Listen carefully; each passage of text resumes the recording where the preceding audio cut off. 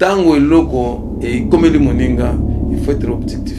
Parce qu'un jour ça peut arriver aussi. Onyo so basali wana, ils ont déjà bigogo, bakobenda matoyi, ko salaboy. Onyo so nous désavons nous saloboy, ils ont bigogo na kobenda matoyi. Donc mutunyo so akometa ka moins réel. Est-ce que Jean-Marc Kabunda a son confiance à Félix Tshisekedi? Yako salanate. C'est l'homme du chef. C'est l'homme du chef. Oui, on peut le taxer, tout ce qu'on peut le taxer. Il y a que la conscience à lui. C'est l'homme du chef. Il est conscient qu'il a combattu pour l'UDPS et il a amené l'UDPS au pouvoir. Puisque l'UDPS au pouvoir, Jean-Marc Kabunda, secrétaire général. Je demande à notre champion, le président de la République, qui n'aime pas un glissement même d'un jour, à organiser l'élection. Ça sera un bon départ. Et puis, comme en 2023, ceux qui ont gagné le mandat, en 2023, nous avons été élus le troisième mandat. La démocratie, ce n'est pas un courant unique.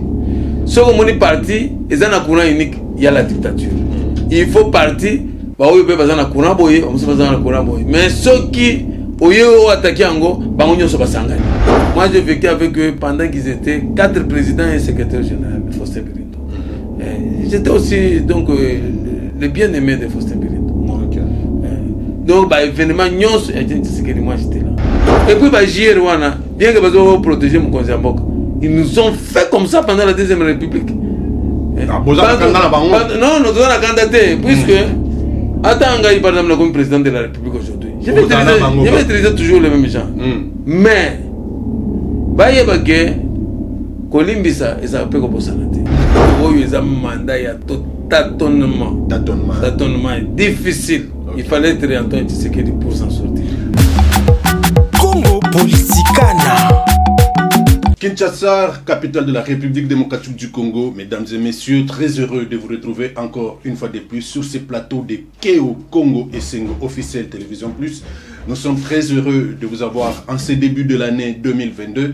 Très heureux aussi de retrouver tous les téléspectateurs de votre chaîne YouTube Keo pour partager les informations. Vous savez, sur cette chaîne de télévision YouTube Keo Télévision, vous n'avez pas besoin de chercher les informations ailleurs. Toutes les informations, vous allez les trouver sur cette plateforme des réseaux sociaux. Je vous dis, les informations politiques, culturelles, sportives, vous en trouverez sur ces plateaux.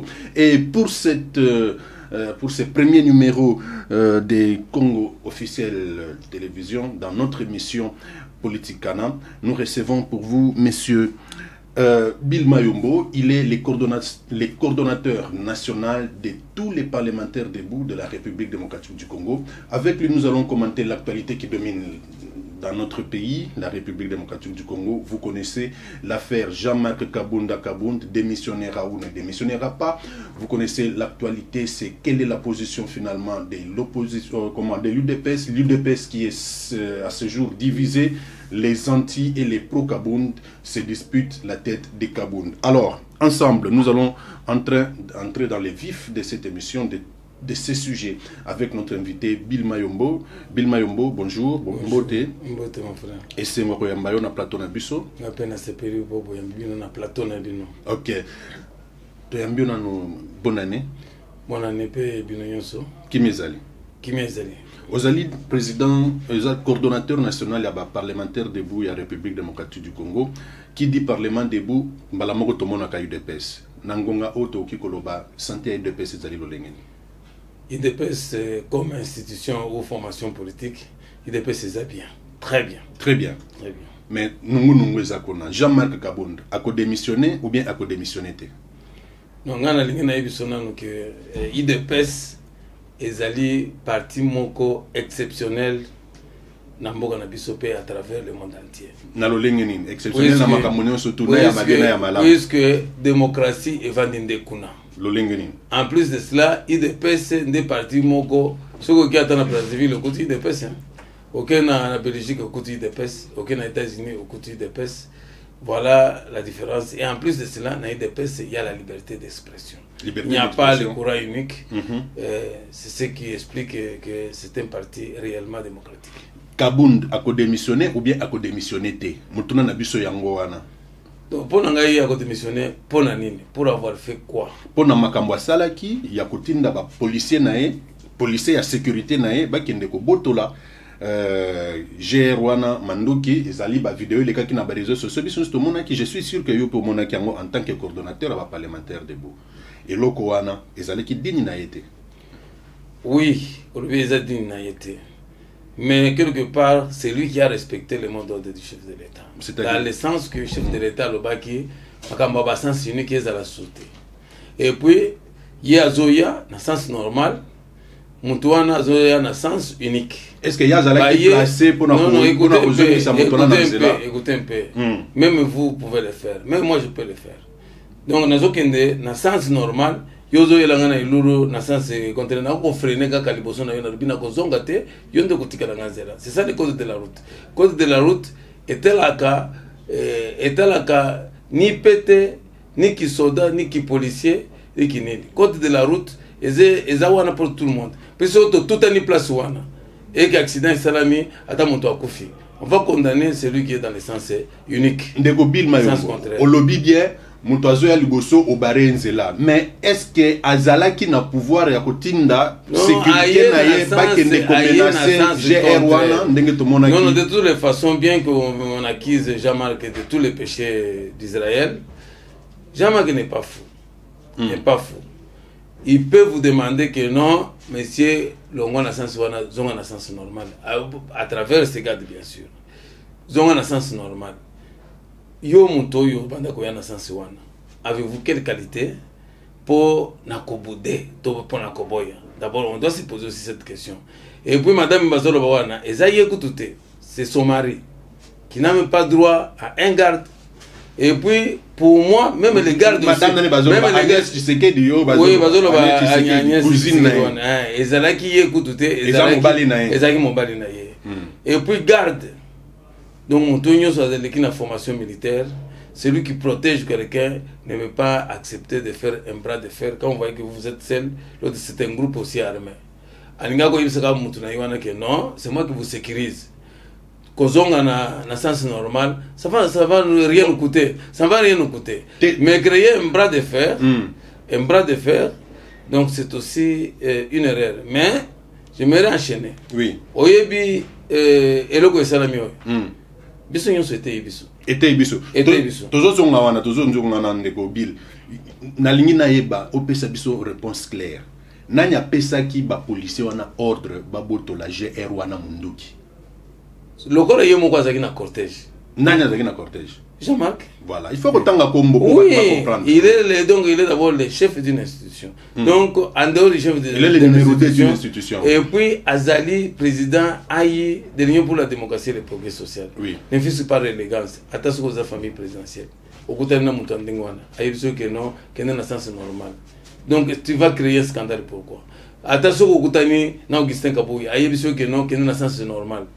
Oyebi que Moutoyo. Balitaki nandi kona biso yo peut-être ozaki na poto voter ki atako voter. Donc ce n'est pas les alibango zo boka. Non, oui, non. Non, nous devons être objectifs. Puisque on ne peut pas accepter dans ce pays tout le monde a bazing zongi mususu, tout le monde mususu, oyeka ko bandiko matela ngai. Tout le monde a bazama kabulu se comporter. Non, oyaka okutinga yo bandiko matela ngati na mutu, or na se retrouver peut-être. Obani ko mantelanga tina mutu ngana monique yo okendaki peut-être lokolo réfugié tu as bénéficié du nom de l'IDPS en Europe et puis oyaki ko s'enrôler même pour voter mais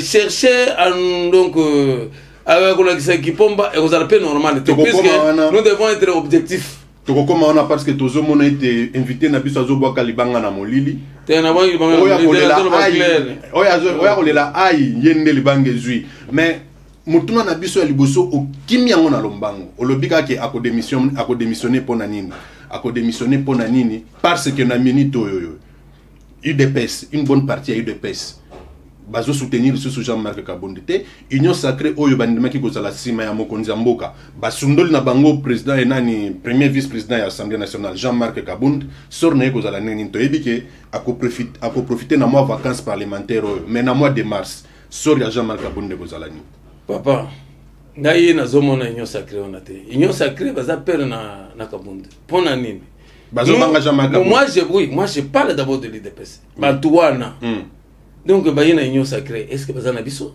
tant to kende na élection bazolinga bango bazo ba député belé biso to bima susu na muke po ba yako sala biso ba mais ko négliger union sacrée ceux qui tant bazolinga ba pousser le kola Jean-Marc a démissionné le kola ba sambisa ye. Moi, je ne suis pas content en tant que combattant de l'IDPS. Puis ça, on touche à l'IDPS. Donc, bazo bundisabiso na mayele. Et ça, bazo musu ya IDPS ba boy na bango Jean-Marc Kabunda. Non, bazo IDPS donc musu ba boy na bango Jean-Marc Kabunda. Na yona ibisa. Ba déclaration belé belé tika tonga lelo. Yona ibisa, tu fais de l'IDPS mais tu n'es pas politique. Donc, awa ndinga nazali boye, na senga la sagesse du président de la République. Asa la lokola jugement de Salomon. Ici, toza na mwana bamusu balubi non to panza ye kaka bamusu balubi non to conserver ye bisonde bantu balubi to conserver cette unité là puisque tozo kende kolugana ba oyo bazana ba formation politique musu po baya yo zo déjà oyo azalia o to bengana ye kaka parfois pour la haine parfois pour la jalousie puisque bamoni a comme na moyen a comme moins bien lolendo eza ya kala papa arrogance non arrogance eza kala yo kana yebisa yo soko za di parents oboti bana na yo oyebi comment ko gérer ces enfants là eza na mwana mususu ndenge bozolo ba za arrogant wana mais eza na ba qualité moko ya bien de combat qualité neti ni jamais oyo ba défaut to ko gérer yango puisque atanga mutu na zolo bawo donc on a ko yebisa que non comportement peut-être à bagarre de naïe, mais moi je ne suis pas d'accord. C'est qui par rapport à l'ordre et à mon ne m'orientez pas, laissez-moi parler. Mais na bango moko ba kita kita na non ngana zo yebiso ke basala ka pe bango moko. Bango moko bonaka oyo ezalaki banana. Mutu lokolanga par exemple. Oui. Nazaki na kanda na banda kota na lupango na été. Ya Jean-Marc. Je n'entre pas là-bas. Pona nini toke na selena ke lokolo équipe d'avance pona ko inaugurer ba maison ya OCC. Sikotango balobi balobi que tokota akaturima tokota na katiwana na ina kota boye il faut voir quelle brutalité ba yibisa ngono aza cordon alongo kuna aza cordon nini donc ngana lobi mais vous ne comprenez pas ce que vous êtes en train de faire so bo moni que non bantuana nde balisa kabiso donc tant que vous êtes là moi je ne mettrai pas les pieds là-bas atata ngo afungola ki porte pour les est-ce que ça là qui faut yo kana yibisa yo eza faute na bango ba pesa ki bango ordre soldat fonctionnaire na ordre non ça c'est chargé quelqu'un pour les soldats à fonctionnaire que soldats za na initiative na yepe moko na ye moko ba comment qui peut le fond de trop donc bagade na yowana donc vous voyez par exemple aujourd'hui bantebele bazo taxenga que nous nazo défendre Jean-Marc Kabunda puisque je suis objectif ceux qui n'ont pas objectif T j'allais entrer dans ces danses-là, compte tenu de quel comportement de ces gardes. Moi, je n'étais pas d'accord avec ça. Nazaki n'a pas d'accord. Mais tant que Yawa, en tant que des sages de l'Union pour la démocratie et le progrès social, petit wana baganga kepele wana o to bundi mingi. Ngai paré nanga politique na IDPS, il est encore en vie c'est le Sangangele. Quand on l'a relégué pour la deuxième fois, ngana sala manœuvre nyonso pona kota kuna. Donc, en expliquant comment Babanda Makambo à 52 pages, ainsi de suite, c'était en quelle année? En 82. C'est moi qui faisais le courant de transmission à la lettre. Dans la lettre, on a kilote, on a procure. Si on a une lettre, on a un cotisango. C'est moi j'ai consommé les 37 ans. Au comment on a un zolo, le courant de bilobelate. On a zali, il de pèse à Aden. Atabo salinga mabe. Atabo donc ataba batindike basaranga ndenge nini. Ada so lobi que non yoko comme na permanence té mais na motema nanga na yebi que non je suis de l'IDPS donc personne ne va me chasser de l'IDPS puisque mutu moko yaki ko ibisanga na IDPS azate mutu pe akolongola ngai azate je reste UDPS oyo na komona ki aza candidat ndenge to voter ki Antoine Félix Tshisekedi je voterai toujours. Non, moi je suis il a à la question que tu n'as pas je n'ai pas refusé azala Akenda Azonga. Donc ça c'est différent. Tandis que biso mususu tondima tout ce qu'il y avait comme sacrifice. Ngai na bimata ko bimate na kiata na Brazzaville te pona ki ma répression. Par conséquent, c'est moi qui avais créé le parlement de l'hôtel de ville. En face à Kimbuta tozo range wana baji paye bayi ko tana société wana. Et nous avons résisté. Bon, on mal à l'aise. Bon, on est mal à l'aise. Mais nous sommes évolué. Et puis je vais un peu plus loin. Dans le Parlement, il y a ACP. Puis c'est que non. L'héritier de Tien Tshisekedi, ce n'est pas Moubake, c'est Félix Tshisekedi. Ah, ils ont jamais Non, non, l'héritier. Il y a un tolobi qui est au UDPS. Et puis Kabound. Donc, c'est le cadet idéologique de Tien Tshisekedi. Puis c'est le dernier secrétaire général. Ok. C'est le dernier secrétaire général. Nous devons le respecter. Il avait eu deux missions.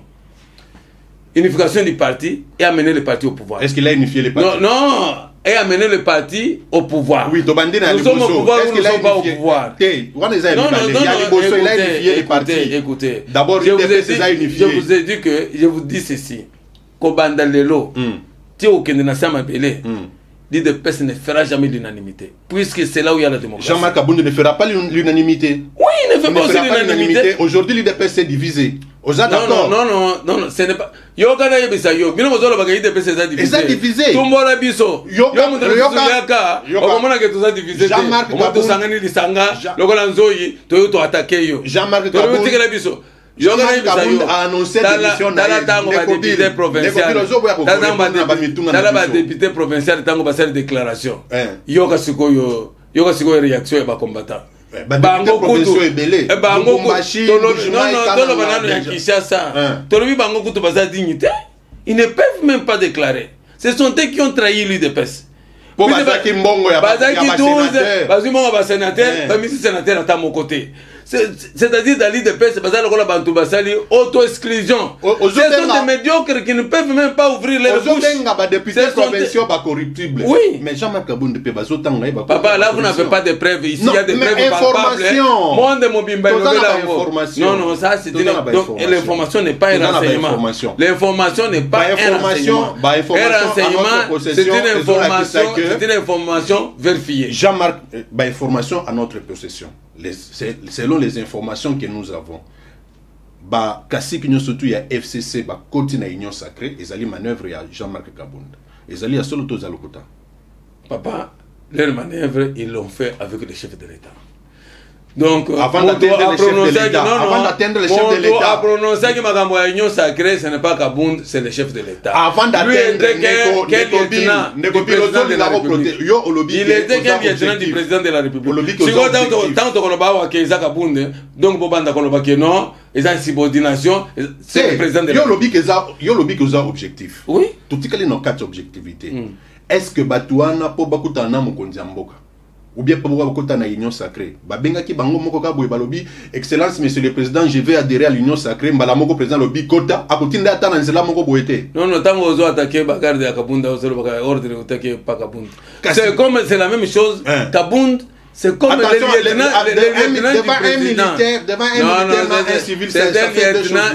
lieutenant du président de la République il envoie va contacter et fais-moi le rapport c'est ça l'ordre est venu de là.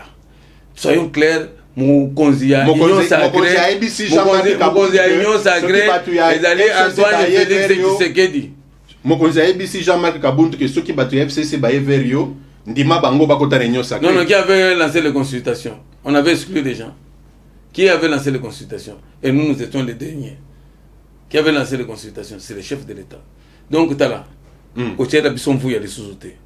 Quand ils ont vu les sociétés na ba question na yo wana eza na ba tendance pour ba lo bago to ba ni wana président de la République c'est le président de la République l'initiateur de l'union sacrée et que Jean-Marc Abound na biso ba kolite na ye président de la République ayambi biso groupe ya suka soko tali image wana nazali na lekisa kango pembeni nazali pembeni na bango tango azo sala déclaration to kiti na escalier wana j'étais à côté soko talinga bien on comment la photo na ngana nazali à côté ya Jean-Marc Abound et j'étais yo koza parti ba lieutenant Jean-Marc Abound ya ngana zo défendre makasi boy yoka ngai je suis combattant de l'UDPS nazaka muto mutute.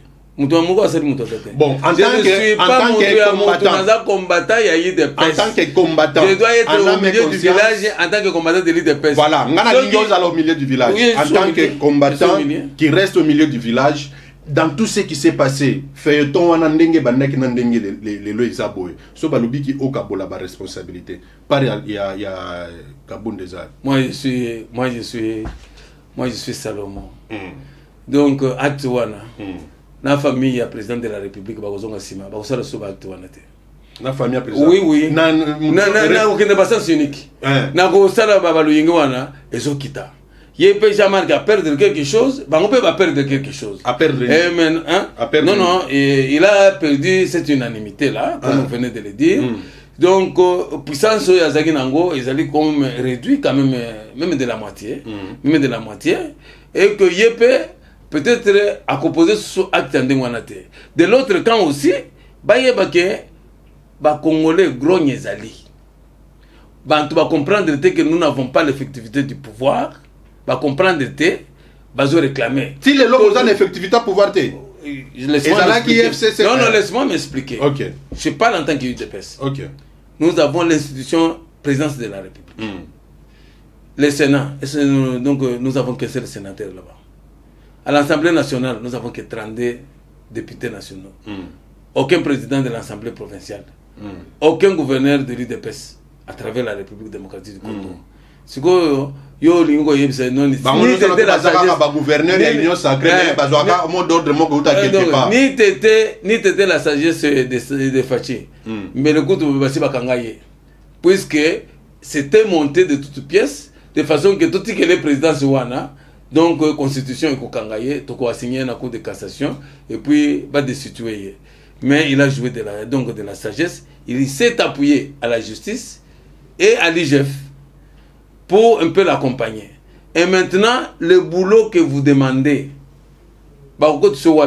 puisque on va y avoir que déjà arrêté belé, va suspendre le mouvement. Mais ce qu'il il faut pas répandre le mouvement. Ministre Nyon Sosoka Lingi ko quitter dans domaine naie, ça doit passer par le conseil des ministres. Et que brèche wana et fongwamina noté. Donc il y a des gens qui murmurent. Si nous sommes sincères. Donc, IDPS se fait entendre, mais dans le temps, et maintenant, à travers les parlementaires de Gouvernement. Cellule où il y a toujours pouvoir, et maintenant qu'il y a 100 personnes, 200 personnes, ce qu'il y a comme 20 et 30. Et bien là, il va réclamer la carte. Il y a un parti politique. Non, il y a là qui est le Kabulo. Il y a un biso banto, il y a Makila. Boulot est là. Et ça l'a été. Je laisse IDPS. Oti koloba awa que Jean-Marc Kabunda ko démissionner té mais toujours sentir na ba déclaration mususu ya ba personnalité mususu ya UDPS basé un peu tranchant comme quoi akokine ko kende bato mususu bazali ba ko zo place na ye oui ndé avantage ya UDPS mais maintenant yogana tuna yo lelo lobi que Jean-Marc ngande nazo tuna yo zo éclairer plus oui ngana lobi bato wana su lobi que lelo Jean-Marc ki tout est calé dans quelques mois pour tout gagner dans l'élection. Pour Bissomoko, tout est un congrès ordinaire après chaque 5 ans. Donc ce que tu demandes à tenir en haut dans l'État, c'est là qui dans l'environnement politique va permettre. Et maintenant, l'environnement politique est normal. On avait tenu le congrès ordinaire avant tout gagner dans l'élection. Dans 5 ans, l'année qui vient ici, nous devons tenir un autre congrès. Donc on va tout résoudre comme problème. Mais même si on résout les problèmes, à l'IDPS, il n'y a jamais eu l'unanimité. À datant où compte Etienne Tshisekedi Azalaki, il n'y avait pas l'unanimité. Quand on a nommé Moutouboye, Bamoussou Bazo Boudeye, Bamoussou Bazo soutenir. Mais nous étions donc les respectueux de la signature. Il y a tant que ça se comprend, mais non, même maintenant, orgueil. Vous devez retirer ce mot d'abord. Yoka Mutuna. Jean-Marc Kabunda a commis que se comporter pour Abengaka Félix Tshisekedi depuis Porto Kuna Pona Koipse, PC 48 heures a retiré signature nae. Jean-Marc Kabunda commis nae ko déclaré partout. Ce qui a za président c'est grâce à moi. Yangwane Menye le lona c'est. Non, Papa Toroba. Pas seulement grâce à lui, grâce à moi aussi. Grâce à tout combattant de l'IDPS qui a participé à cette décision. Mais non, c'est la publicité. Non, maintenant d'accord. Donc, Yogana Ibisayo. Nandenge na Zolo Baboye. Ndenga na Zolo Baboye. Ata Fayulu Suga Lobby. ozomona ke Fayulu akobima lokola alobi lokola moi leader ya monene puisque aza challenger na élection présidentielle. C'est ce qui fait que ba musicien baza ebele. Ce que Kofi alobi nde problème ebimi. Mais mususu akolo bango eleki nango. Jean-Marc Kabound c'est un star. C'est un joker. Et puis na ebiso likambo ya liboso. Oye salama na noté. Na IDPS to mona na noté, moto azongi 2 fois secrétaire général. Et puis depuis Congo et Banda, tout le monde a noté de mettre na Assemblée nationale, balobi asenga pardon à Boya Kei, aïe a zongi sous à zongi kana poste wana. Ça s'est jamais fait. C'est un phénomène. Donc non, profita qui était, il avait promis. Donc il avait promis et ça s'est réalisé. Donc ce n'est pas n'importe qui, c'est un grand esprit. Aza mwana muke na âge azali ndenge bozo taxi wana za brital ngape na zakape brital donc na zakape PTT. OK, politique et sengi bongo surtout ba. Non, les senga bongo papa. Ils ont gagné Nekobil. Jean-Marc bazo betal makofi. Bino Bolobi ke akodémissionné. Bino Bolobi ke akodémissionné. Mais déjà na parlement déjà ba décision ses amis na ba député union sacré bango balobi soki aboy ko démissionner parce que yemo ko banda ki démarche wana. Yemo ko nda banda ki démarche wana. Ceux qui a boy ko démissionner bango ba aussi la pétition. Ba député il y a UDPS nalanda qui président il y a groupe parlementaire bango nyonso wana nalandi bango. Oui, c'est ça là qui déclaration. Je peux déjà vous aider. C'est là nazo conclure na boye. Na tongwa lelo mais c'est une information qui reste à vérifier ngamoko nazu information wana. Il paraîtrait il aurait déjà 340 signatures pour na Jean-Marc Kabound. Sorry Jean-Marc Kabound na minute toki kolobeza déjà scellé alongwa te mais déjà basi baseli sort naé à cause sous premier vice-président de l'Assemblée nationale. OK. Ça fait partie aussi de son histoire. OK. Et que moi je vais toujours l'encourager. Oyebi quand celui qui connaît le cœur de l'homme, il n'y a que Dieu. Et puis Moutmoussousou Agoko Kosayo, mais au sa conscience n'a été. Puisque sa conscience, c'est la présence même de Dieu. Si Jean-Marc Kabound n'avait pas d'autres intentions à nuire au président de la République, et que vous télémimbonge, que vous bengane na makasi, c'est à ce moment-là que Dieu intervient. Zamba peut intervenir. Ah oui, Dieu peut intervenir autrement. Okay. Et donc, Zamba yali bosso dozana yawa, ezanano Félix Antoine Tshisekedi. Puisque yé, soka yebisi bango que non, posonga sima botika yé, ils peuvent comprendre aussi batiki yé. Puisque banto e bazana mulili, bazo comprendre que moi et loko ya union sacrée wana. Moi je parle bien et loko ya union sacrée wana. Donc ezali et l'autre côté ponangai. Au moins ninga naza tranquille ponani. Naza tranquille puisque na yebi que il faut tout bon à dans l'élection en 2023. Tout le monde député, tout ça la majorité pour tout exercer. Tandis que Bango, Bazo va affaiblir les de PES. Pour tout que nous avons 32 députés, au moins de 32 députés, Bango va mettre sa député belé. Félix Abimakuna a comme Moutuna Bango. Babanda Sakarana. Oui, pour qu'il dirige bien. Donc nous devons conserver que Jean-Marc Kabound a ange gardien à Félix. Non, ce n'est pas, non, il n'est pas seul. Donc ce que moi je ne fais pas, c'est perdre déjà une voix déjà conquise. Donc ceux qui aussi gagnent une voix, moi je n'aimerais pas le perdre. Moi j'aimerais prendre mes amis autres ici qui se disaient de la Mouka qu'ils viennent. Naba oyo bazana na pe perdre. Baya to sangana to sala liboke munene na étiquette ya UDPS. Babi mana étiquette ya UDPS. Pour tout le monde a moyen, il y a aussi la politique, il y a eu des pestes. Tandis que c'est pas wana. Bazo ninga kuna ke bichiki ya tubo ya ndenge balo bakana chiruba. Donc ebe ba kuna, ba potana, tant que dans l'élection, to voter président, donc bango ba bimalisu ba échec, ba tana ba député te, tout le monde a moyen ko sakana na bango.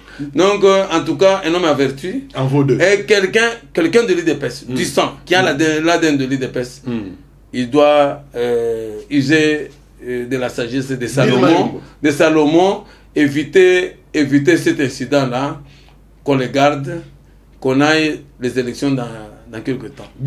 Sinon, ils vont frustrer beaucoup de gens. Au cas où Jean-Marc Kabound a accueilli na kiti na ya ki premier vice-président de l'Assemblée nationale, nandenge tozo landayo awa tozo sentir lokola ozo maîtriser makasi nani Jean-Marc Kabound. Ce qui lelo lobby Jean-Marc Kabound accueilli. Nandenge oyebeli Jean-Marc Kabound avenir politique na yokomandenge nini. Donc il va vous surprendre. Il restera fidèle à l'IDPS. Il va postuler avec l'étiquette de l'IDPS. Pas prouver que l'accusation est alors que Tozo a déjà que Jean-Marc Kabunda a sacré parti politique né. Papa, quand il y a eu des PES déjà aza pour débouché par militants là ozali muntu amayele oyebi ba congolais. Donc yé moko président de la République a lobby ezana eloko moko banda ko imaginer te tango azali na pouvoir te. Niveau ya corruption ezana mboko yo impossible ba député wana avant ba signer ba biloko ba signer wana yoka nisike mbongo etamboli te ba ba signer kapamba. Donc est-ce que ça c'est un pays qu'on doit diriger? Vous êtes député, il faut attendre qu'on te donne quelque chose pour que tu prennes donc une décision. Pour n'engager tout ça n'a pas député. Oh oui. Il y a eu des PSP. Donc on a yébissio que et l'autre côté tout celui qui prend l'argent pour prendre une décision. Donc il n'est pas un homme qui doit vivre dans ce pays. Donc 500 jeeps c'était une mauvaise affaire alors. Non, donc ngai depuis na corona mboko yo. Donc chaque législature va pas député on a mais il y a tout ce que vous avez fait non député qui est à la base de l'Union sacrée. Le président vous remercie. Quand on a payé dans Mobutu en dehors ya mieux tout pesa bango ngana yebi honorable Chinkalo azwa camion a komi yango elagri honorable Milambo azwa camion a komi Lomagri. Donc c'est-à-dire babanda ko pesa bango na ba camion. Donc, c'est un droit. C'est un droit. Mais il y a que non pour prendre une décision. Pour pas voter, l'Union sacrée. Il faut pas c'est une corruption. C'est une corruption. Vous avez confirmé que les députés nationaux n'ont pas corrompu. D'ailleurs, il n'y a pas de députés provinciaux. Niveau de corruption, ils sont à Congo. Même les gouverneurs ne vont pas s'en sortir. Nani, honorable Nembale Mbaso Kayokio. Non, papa Nembale Mbagoye Bisanga Logoni. Ya Hazan Logoye Bisanga te. Azana Bantoyo Babanga Kaye. Nana Obanga Yete. Yo Banga Kaye. Na Obanga Yete. Obanga Yete. Tozo Koba. Ndeko Bill Mayombo. Tolandi yo awa. Olobi ke ba diaspora. Tozongi lisusu muke déclaration ya liboso ya Jean-Marc Kabunda après erreur wana elekana ki na c'est une erreur partagée na eloko elekana ki na poalo alobi je suis tout simplement victime de mes positions vis-à-vis de la présidence alinga ki kolobani bon wana mutuna wana ebongi bien na yemo comme vous me demandez mon interprétation oti koloba ke ba diaspora non donc yoga kalibanga na moni na lobby. Quand je parle de diaspora, qui ont bénéficié du nom de l'IDPS pour être réfugiés. Selon lesquels la diaspora ou la présidence, na Jean-Marc Kabunda. Jean-Marc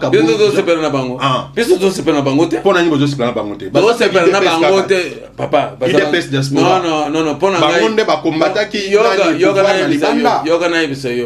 Papa. Yo autres se déclarer que moi non yazamona na yo. Donc mais tu ne veux pas l'entretenir. Non puisque azana maboko maman na ye na ko entretenir yete.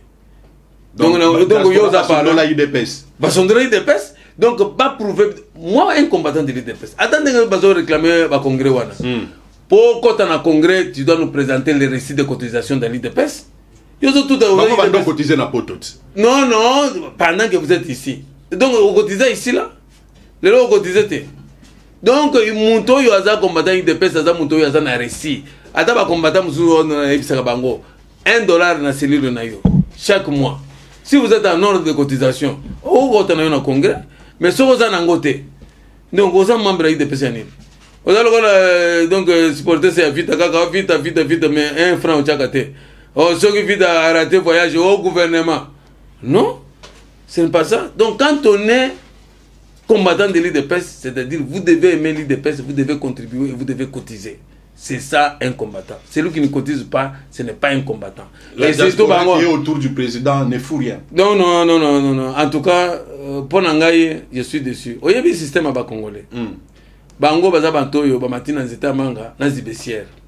Ali manga na mukokoli a Tchekona. OK. Donc moya ko isata mukokoli ba ko lokota pe balambola ta ko lambola mukokoli wana et l'autre côté ba wana. C'est-à-dire bah, il y a une culture pour s'enrichir. Ce sont des affairistes, ce ne sont pas des politiciens. En majorité, ce sont des affairistes. Ils sont venus se défouler, faire des affaires, s'amasser l'argent, même d'une façon illicite, pour qu'ils s'enrichissent. Ils n'ont pas la demande de personnes. Bill Mayombo. Oui. Nayoka ki que Maman Marthe abengisaki Félix Tshisekedi na Jean-Marc Kabunda bandisi bango pour que batia na se. Ils a solo bien le kota. Soka Selango, moi je serai toujours aux anges. Je serai aux anges. Ceux qui étaient Yonde aux Non, non, moi je ne confirme pas parce que, tu sais, un homme d'État ne peut pas confirmer quelque chose dont il n'a pas de preuve. Jean-Marc Kabunda kendeki kendeki po akutana mukonza mboka boyko yambaye ezali ya solo bien le kota. Wana Bantunyonso Bazoloba, donc il n'y a pas de preuve jusque-là. Attendez dans les jours à venir, vous aurez ce qui sera officiel. Jean-Marc Kabunda mekaki kobenga président de la République pour que basolo là ou bien abengite. Papa yo soko lingo benga ta shirena yo ozana ndako na yo ngana we bandeni no bandako benga ye. O ba a rejeté qui appelle. Ngana we bate. Non we bate. Ça vous voulez aller dombo kotati na bakale so batu. Kona nini mukolo oyo président de la République apesa ki babus na ba étudiant Jean-Marc Kabunda zala kité a préféré kinde kota la terrain waya waya. Bon ngana tuni yo yebisanga kande nazo tu nozo. Donc non nazo ngisana no pe. Yebisanga yi manifestation nini yo monaki président ke yo moni Jean-Marc Kabunda ke buna. Pour se pona ko loba ya babis. Il faut loba ke non to monaki na manifestation bo ina chef de l'état. Bo to monaka ye, mais oyo ya babis to moni yete. Est-ce que Jean-Marc Kabunda a son confiance à Félix Tshisekedi? Il y a quoi ça la naté. C'est l'homme du chef. C'est l'homme du chef. Oui, on peut le taxer, tout ce qu'on peut le taxer. Il n'y a que la conscience à lui qui sait. C'est l'homme du chef. C'est l'homme du chef. Il y a un bisayo. Au moins, il quand même ce qui. Au moins, il y a un courage à Kolobawana. C'est puisque je suis convaincu que j'ai combattu. Mais tandis que baoyo bantu makelele wana baye lokola to kende potozo misala tout ça la boye a cause courage à koloba biloko mususte.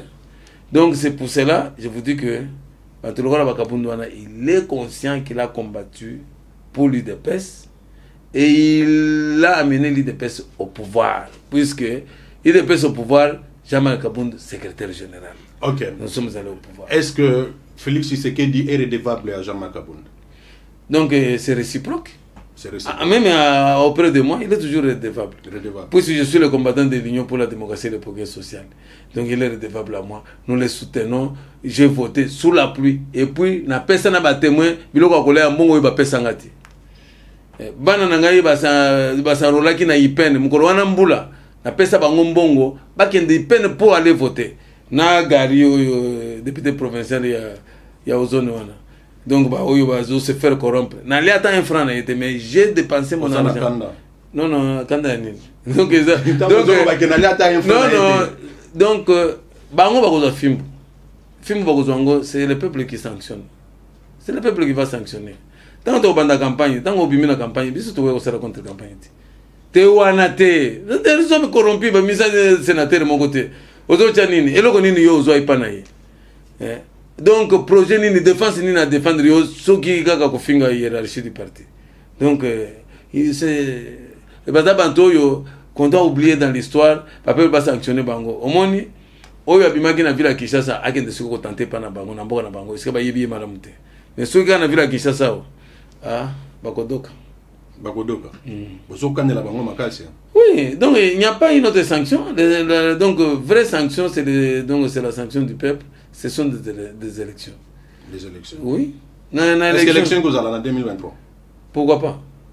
Nous n'avons pas besoin, même d'un petit glissement. Nazala qui n'a politicien moko, à lobby que Félix a négocié 2 ans. Il y a dialogue. Ça engage que 2023. Ça l'engage que ces politiciens-là. Pour moi, Bill, en tant que combattant de l'UDPS, je demande à notre champion, le président de la République, qui n'y ait même pas un glissement même d'un jour, à organiser l'élection. Ça sera un bon départ. Et puis, comme en 2023, ceux qui ont gagné le mandat, en 2023, nous avons été le 3e mandat. À ce moment-là, à respecter la Constitution. Oui, à respecter la Constitution, à respecter le combat de Salaki. Donc, pour l'alternance au pouvoir. Ça sera une bonne affaire. À ce moment-là, même si vous engagez, Je suis donc, je vais mourir et j'irai au ciel, j'irai aux anges. Est-ce que crise où ils allaient là UDPS Bobanda ko s'attendre qu'un jour Toki ko se retrouver dans cette situation. Non, il n'y a pas une crise. Il n'y a pas une crise à l'IDPS. Ça a toujours été. Non. Oyo, ce sont les gens qui sont jaloux de Kabound. Donc il n'y a pas une crise au sein de l'IDPS. Quelle crise? Ça doit être une crise statutaire. Donc on a statut. En parlant de votre statut, est-ce que Zala Jean-Marc Kabound, secrétaire président AI, vous respectez qui statut nous surtout commandant Namutu Tinase? Oui, oui. L'article 26.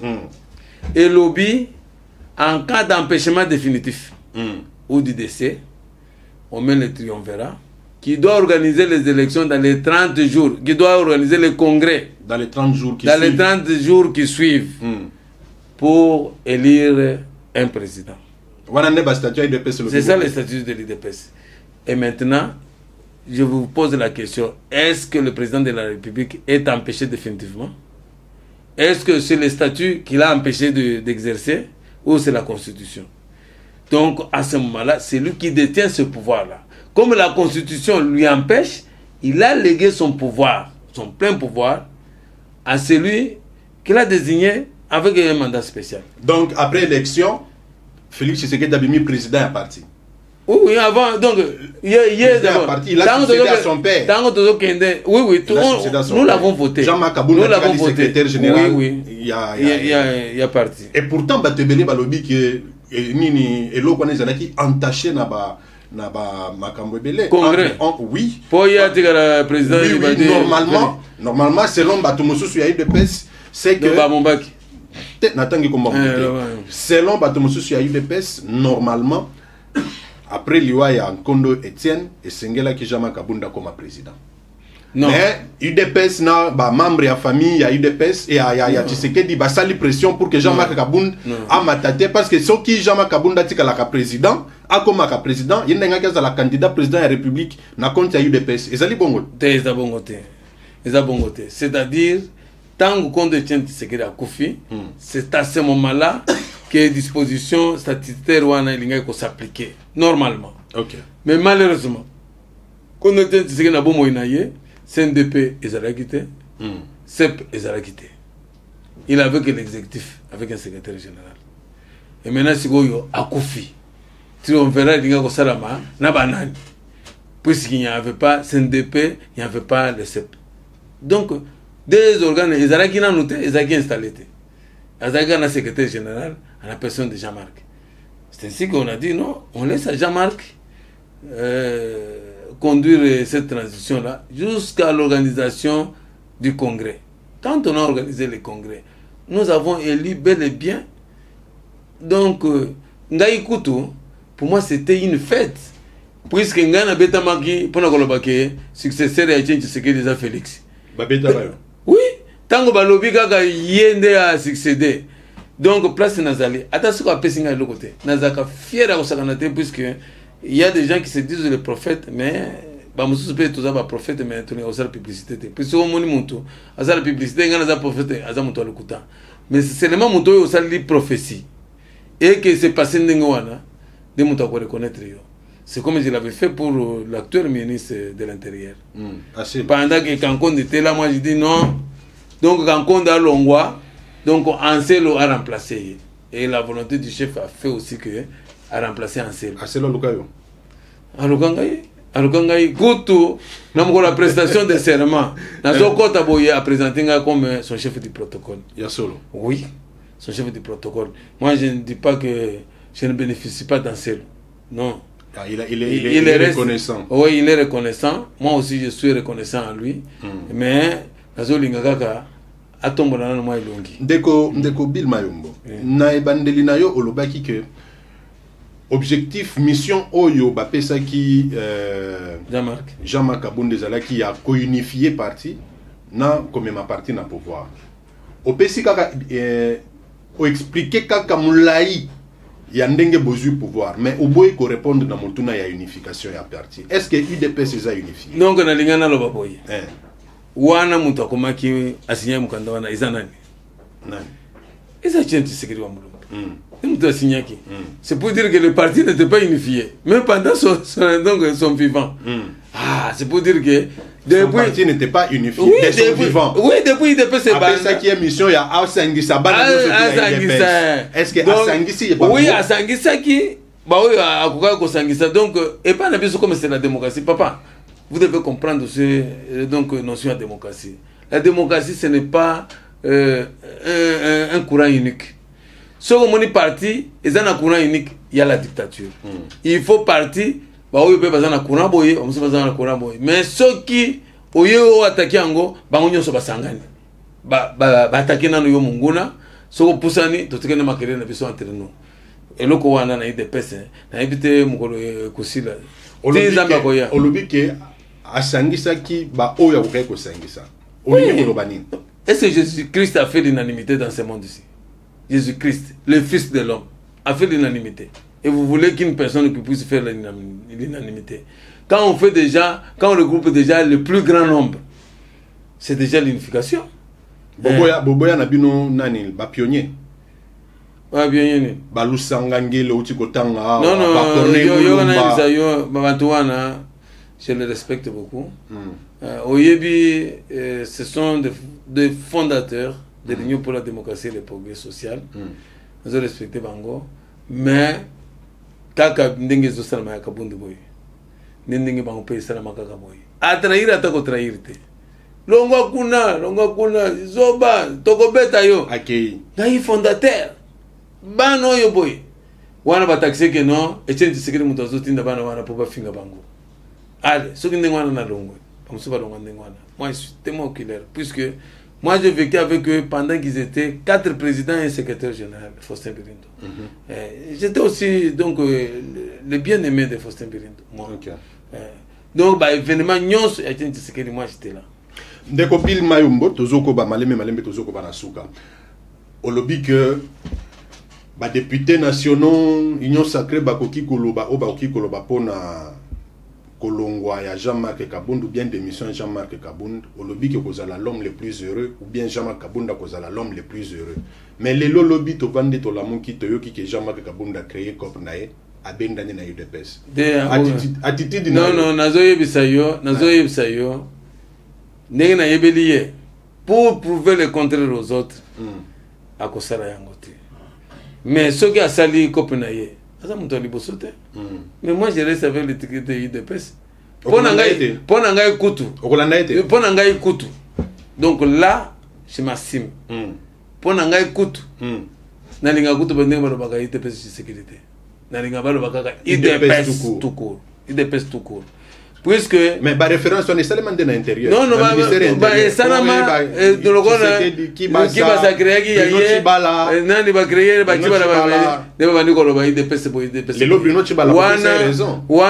c'est encore une petite erreur donc administrative oyo tokoya komona mukolo mususu donc la famille Tshisekedi va dire que c'est notre affaire. Non, c'est l'affaire de tous les Congolais. Non, moi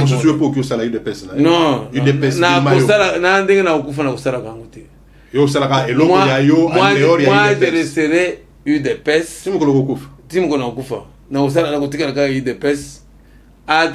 Puisque UDPS, donc c'est un état d'âme, un état d'esprit. Politique activité. Je soutiendrai tout celui qui sera candidat de l'IDPS à ce qu'on a commis vieillard. Ok. Jean-Marc Kabund a tobolaka bapine ya mutu kama mama Marthe. Papa, donc vous avez quelle preuve que Zaki a mama? Te ngana zo tuna yo parce que yonde o memeli biso ba information. Yonde ozalaka mikolonyo so tuna Jean-Marc Kabund. Non. Nazana ebe mikolonyo sote. Nazana ebe mikolonyo sote. Mais ozana nazoro baboye. Ya mama. Le mal à vous autres. Naba petit mususu ba tambouriner tout ça na bango ba zolo ba ba combattre IDPS wana. Le mal c'est quoi? Les Congolais ils sont en train de se mettre de définir le mal. Comment mal wana est la mouké minimisable par rapport au bien que la personne a fait. Donc c'est ça la différence qui est entre nous autres et d'autres personnes. Ngai soko osenanga bola mo ebele, so sali mabe mouké je te pardonne facilement. Et donc conscience na ngai kozonga ke ah moto ya sala bola mo ebele oyo kutu eloko wana eza incident nini oyo batu nyonso bakotelema on dirait le kama mosusu ezalaki. Donc ce n'était pas un incident qui peut faire trop de bruit comme ça. Trop de bruit comme ça. Et puis bah JR wana bien que bazo protéger mon conseil Mboka, ils nous ont fait comme ça pendant la Deuxième République. Non, nous devons la candidater puisque attends ngai par exemple comme président de la République aujourd'hui. Je vais utiliser toujours les mêmes gens. Mais bayebake kolimbisa esa pe ko posana te. Dans le bandi ko mona bandi ko fante bango tout ça. Bango nyonso bandi ko bata makasi ma ya président de la République. Si ma président de la République. Oh ba toucher présidence de la République. Non. Donc botala ka pesima ozongi mutu otali ndenge nini. Mutu lo ngai bill bien que santé tungisa kingai ata soki nazaki en bon état na circonstance wana ninga okende pas ja marketing. Bon, puis bagage na yiwana ba pesanga kanda moko ya kosaka te. Ndeko Bill Mayombo. Lelo soki batie Jean-Marc Abound na échelle. Occupé c'est combien sur 10? Na échelle. Na sur ba classé boy balobi côté Jean-Marc Abound. Donc tu les il aura 6 sur 10. Il a beaucoup fait. Il a beaucoup travaillé pour lui. Si quelqu'un l'a beaucoup fait pour l'année 6, pourquoi pas 10 sur 10 ou bien 9 sur 10? Non, donc biso ngana daka très sévère. Très sévère. Attends moi si ngana cuisine, jamais na pesa 8. Non, pesa 8. Donc même quand azanga na ma ba faille même dango na banda ko tangisa. Soko 8 vraiment donc tu as très bien travaillé. Donc je suis parmi les hommes un peu sévères. Correct avec l'indépendance d'esprit. Ndeko Bill Mayombo. Puisque incident oyo. Donc ça il faut retenir. Incident oyo. Chacun a tiré des leçons. Des leçons.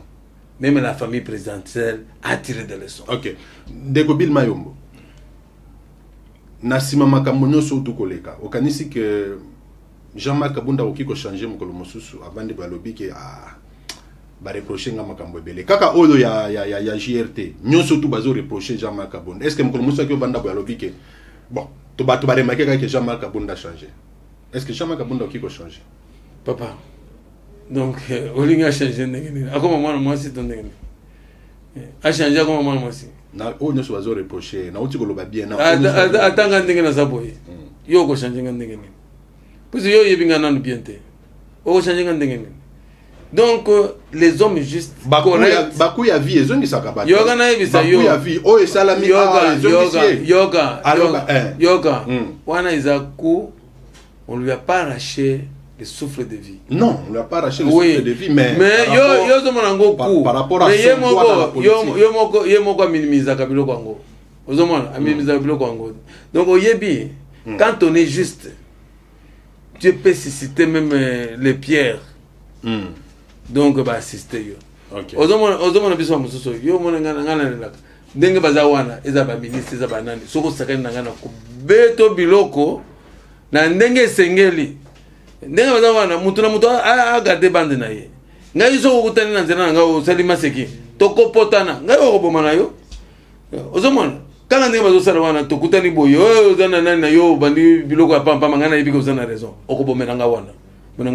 Puisque je sais que les sangs des innocents donc crient donc et se vengent. Donc il ne faut pas tous se retrouver dans un pays où nous serons comme des opprimés. Oh bah Antonio Savazolo bah soutien bazalo bazo soutenir incident wana.